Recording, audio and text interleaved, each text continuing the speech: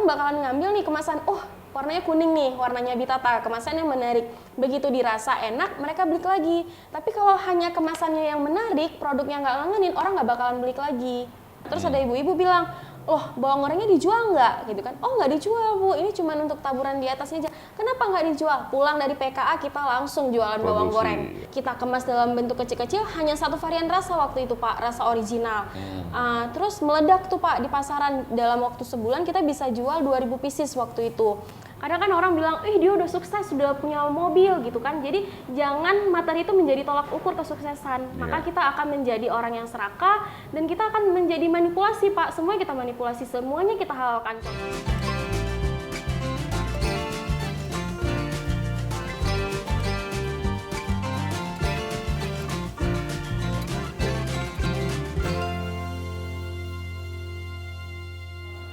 Assalamualaikum warahmatullahi wabarakatuh, Sobat UKM. Hari ini pertemuan kita kembali tentang UKM. Hari ini saya mengenakan atribut IMA, Indonesia Marketing Association, yang concern terhadap bagaimana di bidang pemasaran terus maju di Indonesia, dan juga IMA concern dengan UMKM, bagaimana UMKM sukses dalam akses pasar dan pemasarannya. Sobat UKM, cemilan merupakan makanan sehari-hari yang banyak diminati oleh masyarakat umum, karena cemilan itu bisa dibawa kemana-mana, bisa sambil belajar, sambil menonton, dan UKM di bidang ini tumbuh, tidak hanya tumbuh dari jumlahnya, tapi semakin lama semakin baik, baik dari kemasannya dan tata cara memasarkan produk. Sobat UKM, hari ini kita bersama salah satu UKM yang menangani tentang cemilan. Kita akan banyak berbincang dengan Sobat UKM Ratu. Nama panggilannya Ratu atau namanya sebenarnya siapa? Ratu Nur Anissa Pak. Oh, memang Ratu, Sudah pasti ratu di keluarga, dan sudah pasti juga ratu di hati konsumen, Baik Ratu, bicara tentang cemilan, Ada yang bilang ada cemilan, ada 10, ada 11. Nah, bagaimana pendapat Ratu tentang kondisi saat ini, tentang UKM yang bergerak di bidang cemilan? Ya, sebenarnya kalau bicara tentang cemilan Pak, memang dari awal Bitata tuh jualnya memang untuk cemilan saat lebaran. Tapi karena melihat perubahan permintaan di masyarakat, pengennya cemilan yang sehat. Apalagi adanya keripik kentang dan stik keju, waktu saya hamil, saya pengen makan cemilan tapi yang sehat, nggak ada MSG-nya karena lagi hamil. Makanya waktu itu memutuskan untuk buatlah stik keju sama keripik kentang yang tanpa MSG gitu. Karena perubahan nih di masyarakat sukanya bawa cemilan kemana-mana gitu kan. Terus juga banyak yang mau instan gitu, nggak capek buat sendiri gitu. Makanya kita hadirkanlah kemasan yang menarik, yang mudah dibawa kemana-mana. Ya, menarik cemilan bukan hanya enak, tapi sehat. Ini yang mendasari dimulainya bisnis Bitata. Kenapa Bitata? Sebenarnya Bitata itu artinya ya Pak, biar tambah takwa. Wow. Jadi Ratu sama suami inginnya Bitata ini bisa bermanfaat bagi orang banyak, bisa jadi jembatan rezeki bagi orang banyak gitu, berlandaskan iman dan takwa tadi Pak. Gitu. Luar biasa ya. Usaha harus memang dimulai daripada niat. Niat yang benar akan menghasilkan sesuatu yang baik. Kalau belum menghasilkan sesuatu yang baik, maka dicek kembali niatnya. Benar tuh. Jadi niatnya menghadirkan cemilan yang sehat dan juga jembatan rezeki bagi orang lain. Apakah dimulai dari langsung produk ini atau kisah usahanya gimana nih? Oh, sedikit berdarah-darah sebenarnya Pak. Jadi awalnya mulanya Bitata itu sebenarnya dirintis sama Ansar Zuhelmi yang saat ini jadi suami Ratu gitu Pak. Jadi kita ketemu di acara UMKM juga waktu itu. Jadi Bang Ansar punya brand Bitata, Ratu punya brand Ratu Pancake waktu itu Pak. Jadi akhirnya kita ketemu di sana, ta'aruf dan akhirnya kita menikah. Alhamdulillah. Terus suami ternyata dia punya perjalanan yang lumayan cukup luar biasa. Beliau kan merupakan lulusan S2 di Pakistan. Ketika beliau pulang dari Pakistan ke Aceh, kirain bisa langsung jadi dosen gitu Pak, bisa langsung lulus di salah satu universitas yang ada di Aceh. Ternyata enggak gitu Pak, beliau jadi Gojek dulu, terus beliau jual kue sepit gitu. Ternyata enggak laku, beliau nggak tahu ternyata banyak produk kue sepit di Aceh. Beliau nggak tahu. Terus akhirnya memutuskan untuk jualan bumbu nasi minyak karena bumbu nasi minyak ini selalu dibuat di acara keluarga. Setiap Lebaran, Idul Adha, Idul Fitri, acara keluarga selalu dibuat. Akhirnya beliau mikir, kenapa bumbu nasi minyak ini nggak dikemas aja? Jadi orang di seluruh dunia pun bisa pakai bumbu nasi minyak dari Bitata gitu. Nggak payah harus jualan boxnya gitu Pak. Jadi memang siap saji dan mudah praktis gitu. Dan akhirnya menikah sama Ratu. Ratu udah duluan nih jualan stik keju yang kiloan. Terus suami bilang, kenapa nggak jual dalam bentuk kemasan kecil-kecil katanya gitu kan. Orang kan lebih mudah dibawa kemana-mana gitu. Akhirnya kita kemas dalam bentuk kecil-kecil hanya satu varian rasa waktu itu Pak, rasa original. Terus meledak tuh Pak di pasaran. Dalam waktu sebulan kita bisa jual 2.000 pieces waktu itu. Dan akhirnya kita bilang, kenapa kita nggak masukin ke pasar retail? Oh iya juga ya, masukin ke pasar retail. Nah disitulah terbuka pintu untuk masuk ke Suzuya, Indomaret, dan Alfamart. Dan sempat yang penjualannya menurun pada saat itu, karena apa? Permintaan di masyarakat aneh lagi nih Pak. Pengennya, kok cuma rasa original aja, kenapa nggak ada rasa lain? Akhirnya kita, oh iya ya, kita buat aja rasa balado sama jagung bakar gitu Pak. Akhirnya muncullah si keripik kentang, muncul si bawang goreng, dan si crispy garlic gitu. Ya, menarik ya. Sebuah perjalanan menghadirkan sebuah bisnis. Dan yang menarik memang beruntung ya suaminya Ratu ya. Bisnis yang dapat berjalan dengan baik dan mendapatkan Ratu. Ya, susah cari Ratu. Ya, jadi cerita yang menarik walaupun berdarah-darah masa lalu, kalau kita ceritakan sekarang insya Allah terus sukses ya. Perjalanan Bitata biar tambah takwa, nyemil dan mengingat Allah. Ya, jadi ini luar biasa kisahnya. Nah, apa yang kira-kira poin penting di dalam apa namanya masa menjalankan usahanya sehingga ini terus termaintain dengan baik? Iya Pak, jadi sebenarnya Maret di tahun 2022 ini pas Bitata tuh 5 tahun Pak. 5 tahun.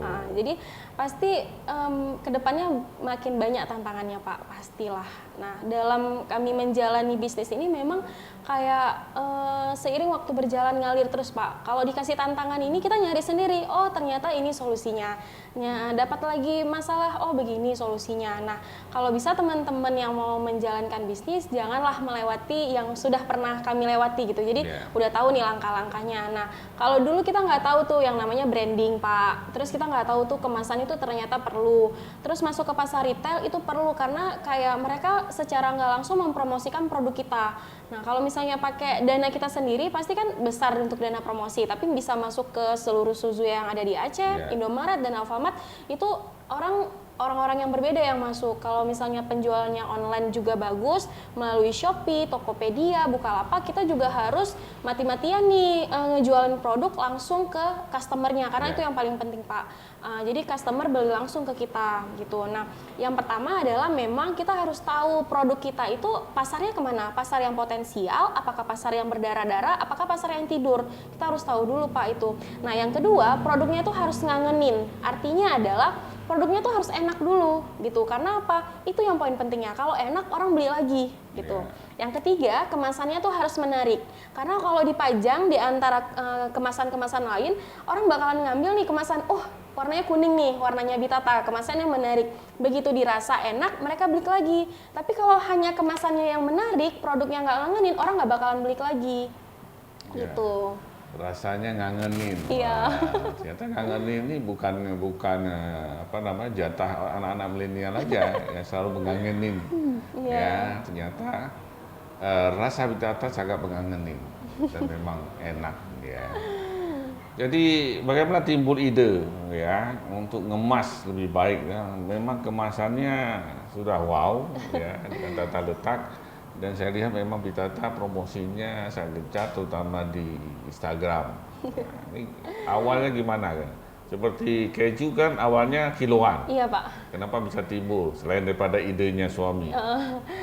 Jadi saat itu ini lagi-lagi yang kami dapatin ini kayak dari customer langsung, Pak. Jadi maunya customer tuh apa sih gini? Yang tadinya kita jualan kiloan, customer bilang susah nih bawa kemasan besar, katanya gitu. Terus kalau kita mau ngasih ke orang, kemasannya tuh jelek, Pak, karena di plastik transparan gitu kan. Tapi kalau kita ngasih gini ke keluarga, bawa jalan-jalan, dibuatin parcel kayak keren aja gitu, Pak, lebih menarik gitu. Akhirnya kita mutusin ini, dan kalau misalnya masuk ke retail, ke Suzuya, Indomaret, dan Alfamart, mereka maunya kemasannya udah seperti ini. Jadi dilihat dulu kemasannya seperti apa, udah ada PRT, udah ada halal belum gitu. Jadi memang yang paling utama ini, dan karena pasar meminta itu, jadi membuat kami lebih progres, Pak. Gitu, kayak awalnya kan menjual bumbu nasi minyak di PKA, terus kita taburin nih bawang goreng di atas testernya si bumbu nasi minyak, terus ada ibu-ibu bilang, loh bawang gorengnya dijual nggak? Gitu kan, oh nggak dijual Bu, ini cuma untuk taburan di atasnya aja. Kenapa nggak dijual? Pulang dari PKA kita langsung jualan bawang goreng.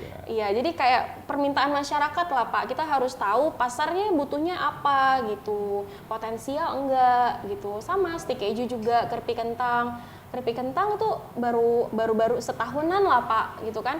Karena saya orang tua suka buat keripik kentang di rumah, enak, saya bilang ini boleh nggak dijual gitu kan. Oh boleh, kata mama saya.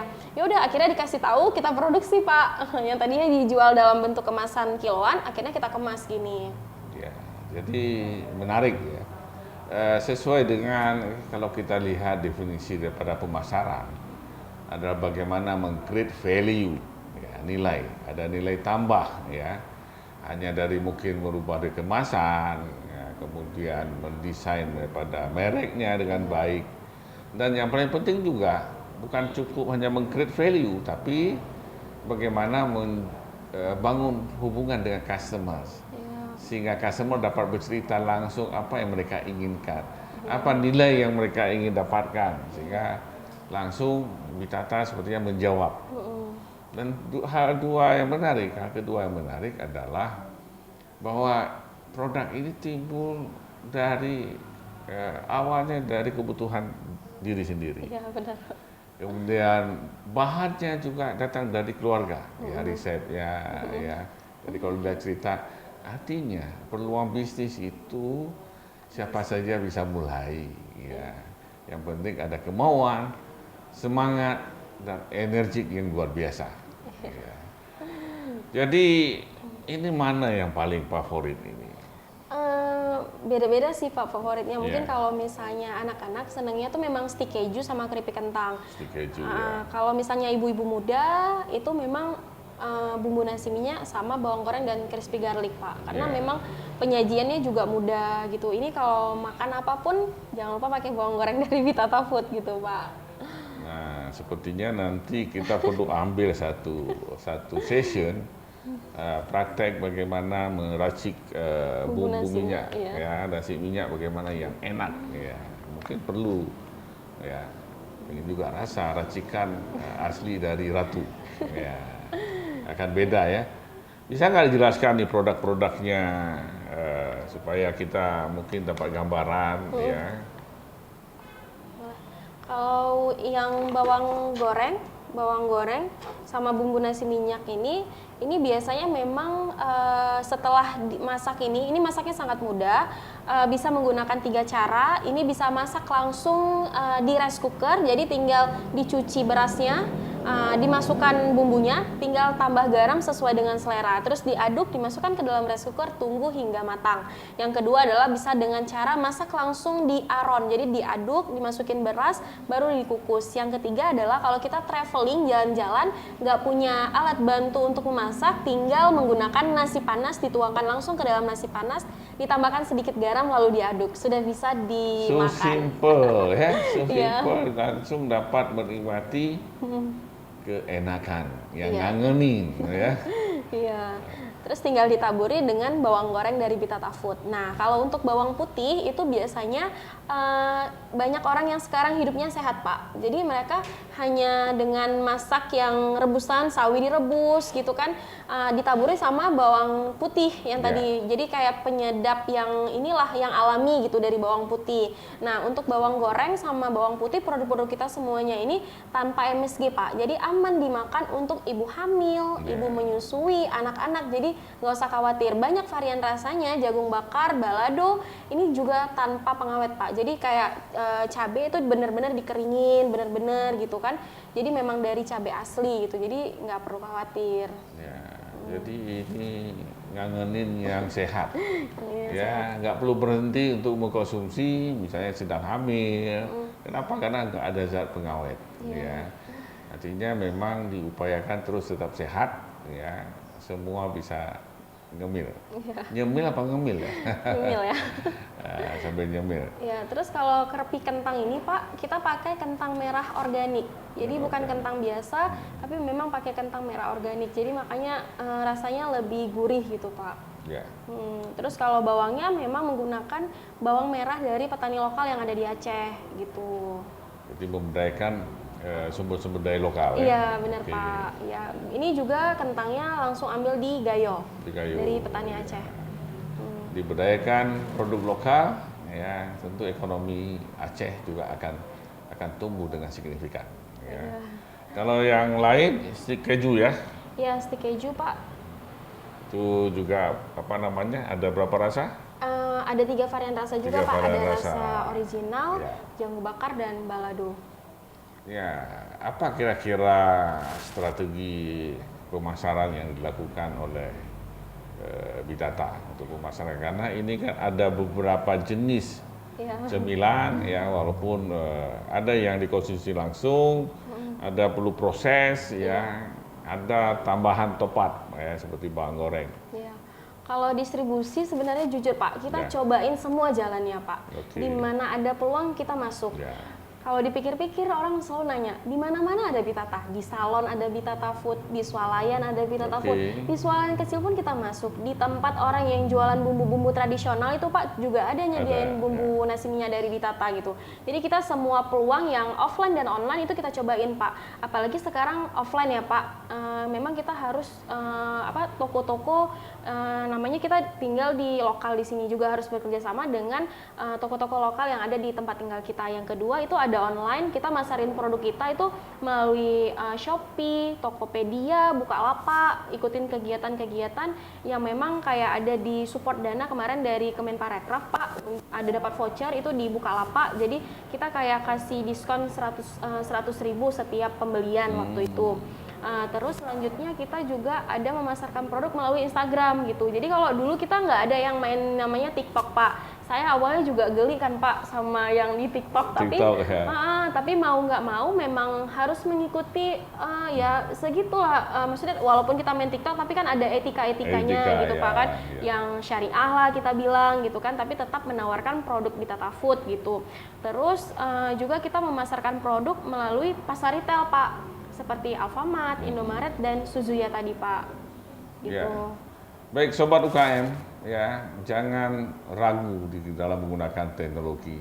Karena teknologi bisa sifatnya negatif, bisa positif. Tapi itu semua tergantung pada kita. Saya pun TikTok sudah ada. Ya. Kenapa saya menggunakan channel TikTok ini untuk mempromosikan produk UKM. Jadi saya kerjasama dengan inkubator wirausaha Fakultas Ekonomi dan Bisnis, ya membuat beberapa konten ya untuk produksi produk-produk UKM dipromosikan dengan baik karena segmentasinya anak muda. Nah, pesannya Ratu, coba Jadi Ratu sudah bergerilya channel marketingnya ya, ke berbagai sektor. Sebenarnya mungkin niatnya bukan ada di banyak tempat, tapi untuk mengatasi kerinduan, yang ngangenin tadi. Ya, jadi jangan sampai parah ngangeni, jadi ada di mana saja. Anda bisa dapatkan Bitata ada di mana saja. Ya. Baik, ya, apalagi yang kira-kira mau diceritakan tentang produk ini? Oh iya Pak, biasanya nih banyak pertanyaan kan, maksudnya munculnya Bitata nih apa langsung seperti ini, apakah banyak rintangannya? Ya pasti setiap dari awal kita ngejalanin bisnis Bitata sampai hari ini pun masih banyak tantangannya yang belum bisa kita lewatin gitu Pak kan. Tapi kita kayak yang udah berdoa, kita harus sabar juga, tawakal sama Allah, sampai pasrah pasti Allah bakalan nolong kita gitu. Karena memang niatnya Bitata memang pengennya jadi jembatan rezeki bagi orang lain, dan setiap prosesnya kita menjaga keberkahannya. Jadi kalau misalnya sukses itu jangan dengar apa kata orang, tapi karena kita sendiri gitu. Kadang kan orang bilang, dia udah sukses, sudah punya mobil gitu kan. Jadi jangan materi itu menjadi tolak ukur kesuksesan. Maka kita akan menjadi orang yang serakah, dan kita akan menjadi manipulasi Pak. Semuanya kita manipulasi, semuanya kita halalkan. Contohnya jual bawang goreng yang tadinya nggak pakai tepung, biar banyak untungnya kita banyakin tepungnya. Jadi udah nggak ada lagi tujuan yang utamanya tadi pengen jadi jembatan rezeki bagi orang lain.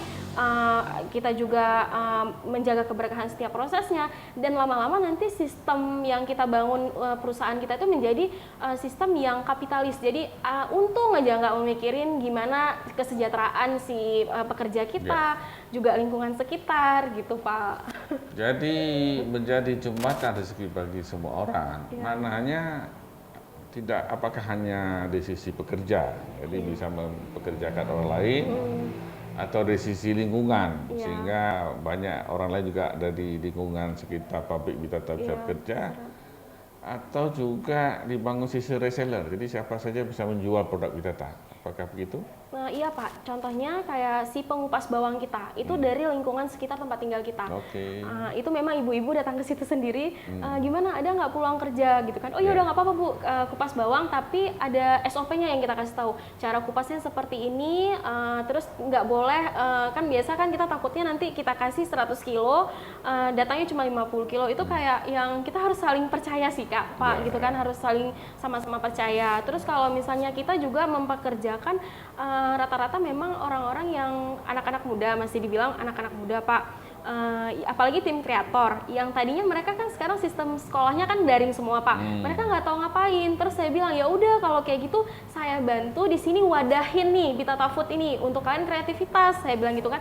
Akhirnya mereka buat nih TikTok, terus udah mulai banyak yang DM nih produk-produk lain. Mau nggak jadi tim kreator kita? Jadi kan kayak jadi jembatan rezeki bagi orang lain juga gitu Pak. Makanya kita kayak yang ya udah nggak apa-apa kayak gitu, malahan kita senang, dan alhamdulillahnya rezekinya Bitata tuh bukan hanya cuma materi Pak, bertemu dengan orang-orang yang memang Masya Allah mau ngebantuin Bitata gitu kan. Kayak Pak Is selalu pantau nih WA, gimana Bitatanya udah sampai mana gitu. Kayak kita kemarin masuk ke Indomaret, cuman ada beberapa hal yang kita tidak bisa masuk ke Indomaret Medan Pak gitu. Itu kayak yang udah putus asa karena memang kita udah produksi tuh 10.000 pieces, tapi yang masuk hanya 5.000 pieces. Jadi Ratu sama suami mikir ini gimana caranya produk yang 5.000 pieces ini bisa terjual sebelum expired gitu. Jadi kita kayak Allah ngasih kita ini harus usaha lebih besar, harus mikir lebih besar. Ya udah akhirnya kita sebarin ke pesantren-pesantren, jualan di pesantren Pak. Terus kita juga promosi-promosi, ngadain diskon-diskon juga. Terus akhirnya kemarin saya bilang sama suami, kayaknya ada sesuatu yang salah nih. Kalau nggak di kita berdua, di tim kita, kayaknya udah mulai longgar nih dalam ibadahnya, dekat sama Allah. Ini kayaknya udah mulai jauh. Akhirnya kita dongkrak lagi tim kita sendiri untuk, iya kan harus ibadahnya yang kuat, ngajinya. Setiap produksi tuh harus sholat duha dulu, saya bilang. Akhirnya alhamdulillah Jumat Berkah kemarin, tiba-tiba masuk PO dari Alfamart Pak. Yang tadinya kita cuma masuk PO dari Indomaret, kita masuk PO Alfamart di Medan gitu. Jadi Allah menggantikannya lah kalau kita udah pasrah gitu ya Pak. Udah serahin aja sama Allah gitu. Betul ya.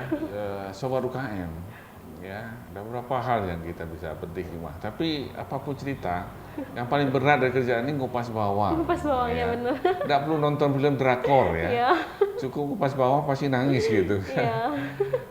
Dan yang penting jaga SOP. SOP terpenting adalah dekat dengan pencipta. Iya. Tidak hanya owner, tapi juga seluruh ya yang bekerja, karena mereka lah yang menjadi tanggung jawab owner, ditanya di akhirat nanti. Nah, jadi luar biasa. Karena kita boleh punya ilmu tinggi, kita boleh punya etika baik dan kemampuan, tapi yang menentukan hanya yang satu di atas. Ya, harus dekat. Ini luar biasa. Ya, semakin kita menelaah UKM, ternyata banyak sekali untold story, ya, kisah-kisah yang ternyata semua hanya Allah yang bisa mensukseskan kita, dan jangan lupa itu. Ada satu lagi, ya, apakah di Bitata juga menerima, ada mahasiswa yang mau magang? Ini kan banyak kampus merdeka ya. Iya. Nah, kira-kira menerima nggak atau tertutup, nggak boleh masuk? Oh iya Pak, kalau misalnya di mana-mana pabrik biasa tertutup, biasa tuh temboknya tinggi-tinggi. Ini kalau Bitata ini memang tulisannya selamat datang di rumah produksi Bitata. Terus juga ada logo pamflet di situ Bitata Food. Nah dari awal kita juga udah bekerja sama dengan Disnaker Pak. Jadi beberapa tahun yang lalu, 1 tahun yang lalu kita kerjasama dengan Disnaker yang kemarin di list perusahaan-perusahaan mana yang mau menerima anak magang gitu. Tapi tetap dibayar sama si Disnakernya pada saat itu Pak. Nah itu yang alhamdulillah kita udah terima anak magang Pak, dan sampai hari ini mereka betah sama kita. Sekarang udah jadi karyawan tetap kita Pak. Alhamdulillah.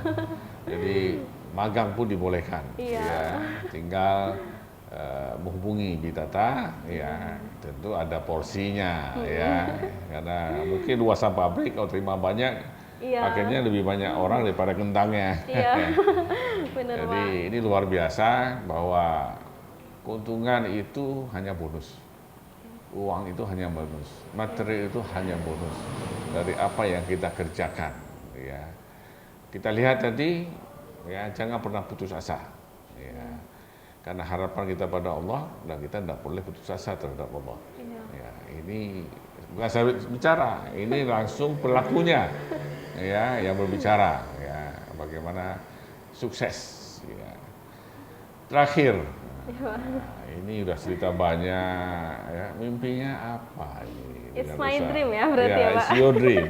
Ya. Mimpinya apa ya Pak? Ini udah 5 tahun nih Bitata. Ya. Tantangannya banyak, pasti mimpinya juga harus lebih besar daripada tantangannya Pak. Ya. Kalau karena Bitata itu merupakan produsen makanan, jadi memang kita dari dulu yang sekarang mungkin Pak Is udah pernah datang.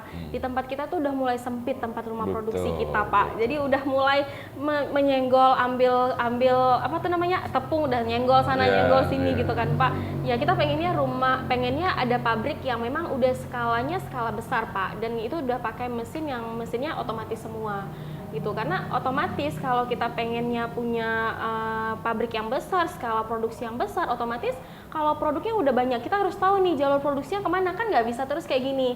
Nah jadi mimpi kami juga salah satunya kita bisa bekerja sama dengan brand-brand nasional yang sudah menduit dunia seperti kayak Starbucks, Janji Jiwa, Kopi Kenangan, untuk bisa masukin stik keju sama keripik kentang ke store-store mereka yang ada di seluruh Indonesia Pak. Gitu, karena kan selama ini Bitata Food untuk keripik kentang sama stik keju itu udah masuk ke coffee shop yang ada di Aceh Pak gitu. Cuman ada beberapa coffee shop yang menolak kami karena mungkin sedikit berbeda dengan konsepnya gitu. Jadi kita harus cari celah nih sebenarnya konsep untuk coffee shop ini seperti apa gitu.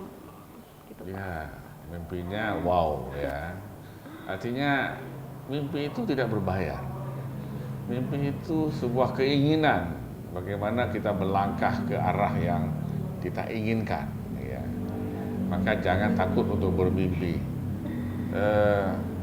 Kesempatan ini saya mau curhat sedikit. Ya. Ketemu dengan beberapa UKM, ya mimpinya ingin besar. Saya mempelajari di beberapa negara, ya, pemerintah menyediakan tempatnya. Kita punya kawasan industri. Mestinya pemerintah harus menyiapkan tempatnya di mana UKM bisa masuk ke dalamnya, ya, untuk memproduksi dan membesar, ya. Karena efeknya justru kepada perkembangan ekonomi bangsa ini. Jadi bantu UMKM, tingkatkan pertumbuhan ekonomi. Siapkan fasilitas, berikan insentif, ya. Kita semua akan maju. Baik, sobat UKM, ya, kita sudah sampai di ujung, ya, kita sudah banyak cerita tentang Bitata. Ya, sebagaimana pesan saya sebelumnya, jangan lupa beli, pakai dan bangga produk UMKM Aceh. Terima kasih, saya akhiri. Assalamualaikum warahmatullahi wabarakatuh.